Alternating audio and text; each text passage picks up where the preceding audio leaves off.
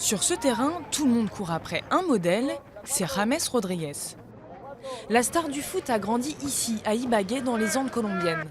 C'était avant de commencer sa carrière fulgurante de joueur international, meilleur buteur du mondial au Brésil, attaquant de l'AS Monaco puis du Real Madrid. Il a toutes les raisons d'être une idole. James est un exemple de persévérance, de constance et de discipline. Et avec de la discipline, tout devient possible. Yul Calderon a été le premier à détecter son talent.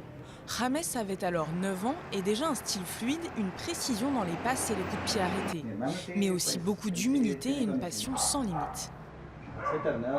Quand on entrait dans la chambre de James, on voyait ses affiches de foot, ses jeux vidéo de foot, et ses copains devaient tous jouer au foot et le suivre, parce que pour ce gamin, il n'y avait que le foot.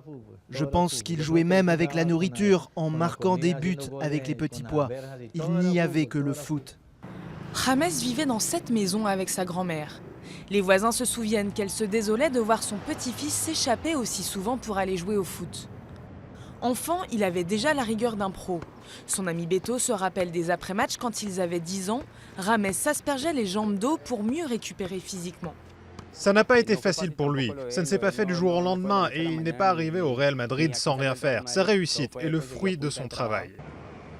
Les écoles de foot se sont multipliées dans la ville.